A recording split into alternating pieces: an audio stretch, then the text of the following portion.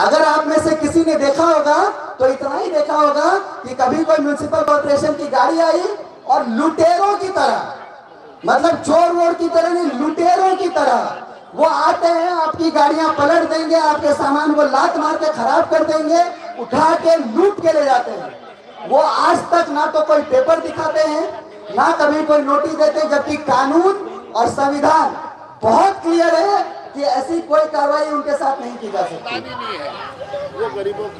तो हमें सिर्फ एक चीज है कि हमारा फुटपाथ दुकानदार क्या ना तो वो रोजगार मांग रहा है, आज बहुत बड़ी समस्या है, हम उसके ऊपर बात कर रहे हैं कि हमारे लोगों को रोजगार नहीं मिल रहा, पढ़ाई लिखाई नहीं मिल रही, इलाज की व्यवस्था नहीं मिल रही, कुछ नहीं मिल रहा। लेकिन हमारा स्ट्रीट वेंडर कुछ नहीं मांग रहा, वो सिर्फ इतना चाहता है कि काम करते हुए हमको काम करने दिया जाए। वो अपने बच्चों की पढ़ाई भी पूरी कर लेगा, अपने परिवार का इलाज भी कर लेगा। और सबसे बड़ी बात, जिनको भी ऐसा लगता है कि स्ट्रीट वेंडर सिर्फ अपनी लड़ाई लड़ रहा है, उसकी जानकारी के लिए ये बात कि स्ट्रीट वेंडर अपनी लड़ाई या अपना रोजगार बचाने की लड़ाई नहीं लड़ रहा। अगर स्ट्रीट वेंडर खत्म हो जाएगा तो लाखों और रोजगार खत्म हो जाएंगे। उनको, जिन किसानों का वो सब्जी और फल बेचते हैं, उनका रोजगार कहां से आएगा?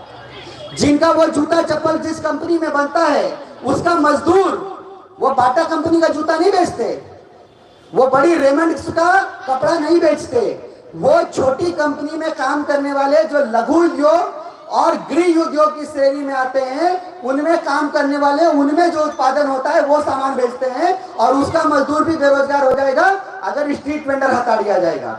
और इन सब के अलावा सिंपल सी एक बात, हमारे आप में से कोई भी एक मिनट के लिए आंख बंद करके सोचिए कि हमारा स्ट्रीट वेंडर सड़क पे नहीं है तो क्या हम वो खर्चे, अपने परिवार के लिए जो खर्चे होंगे वो उठा पाएंगे? हम मॉल से जाकर के सब्जी और फल खरीद पाएंगे? हम अपने मॉल से, बड़े दुकानों से जाके कपड़े और जूते खरीद पाएंगे? हम ऐसा कुछ नहीं कर पाएंगे।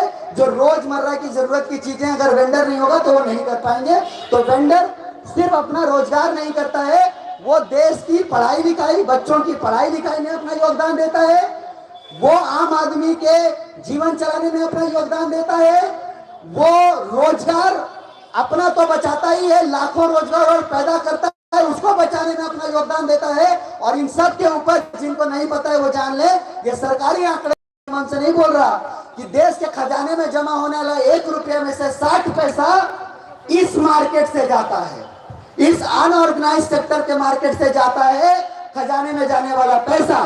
और जो पूरे देश में रोजगार है, उस रोजगार का 93%, ये मेरे आंकड़े नहीं है, भारत सरकार के आंकड़े हैं, 93% रोजगार इसी अनऑर्गेनाइज सेक्टर के सबसे बड़े मार्केट, रिटेल मार्केट से है, जो स्ट्रीट वेंडर का मार्केट है।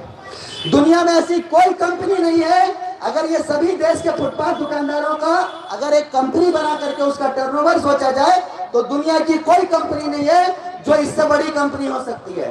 तो ये हमारा योगदान है, देश हम चलाते हैं, उसके बावजूद हमको क्या मिलता है? लाठियां, डंडे और गालियां। कोई भी चलता फिरता आता है, 2 लाठी घुमा करके हमारा सामान उठा के ले जाएगा, पैसे उगाही होती है।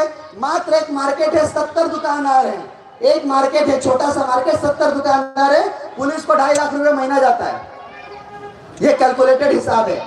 हमारी लड़ाई इस बात की है कि ये मामला सिर्फ स्ट्रीट वेंडर का नहीं है, ये स्ट्रीट वेंडर तो हम जुड़े हैं, हम उसके ऊपर बात कर रहे हैं। ये सभी जो आम जनता और आम कम्युनिटी है, वो चाहे रिक्शा वाला है, वो चाहे कचरा उठाने वाला है, वो चाहे घर में काम करने वाली महिलाएं हैं, डोमेस्टिक वर्कर है, ऐसी कितनी सारी कम्युनिटी हैं जिनके ऊपर कई सारे कानून हैं, कई सारी व्यवस्थाएं हैं, लेकिन उन सब की इतनी धड़ल्ले से धज्जियां उड़ाई जाती है कि उसका कोई हिसाब ही नहीं है, कोई सरपैरी नहीं है। ये सारे कानून, ये सारी व्यवस्था सिर्फ अमीरों के लिए, सिर्फ उनके लिए रह जाती है, हमारे लिए कहीं जगह नहीं है। लेकिन अमीरों की गाड़ियां लगाने के लिए जब हमने इनके जगह की डिमांड की थी, हम ऑफिसेज में मीटिंग कर रहे थे, हमें 150 जगह हमने ऑफर की कि हमको यहाँ जगह दो, वेंडिंग बना करके दो। हमें बताया गया सभी जगह है पार्किंग के लिए, पार्किंग भी पब्लिक पार्किंग नहीं, वो ऑटो का, रिक्शा का, बसेस का पार्किंग नहीं है, पार्किंग है कारों की पार्किंग। और एक कार पार्किंग की जगह में हमारा कम से कम 3 वेंडर अपना दुकान लगाता है। वो अपना 3 वेंडर मतलब 15 लोगों का परिवार तो चलाएगा, साथ साथ 2 और लोगों का परिवार चलाएगा। तो कार की जगह पर कम से कम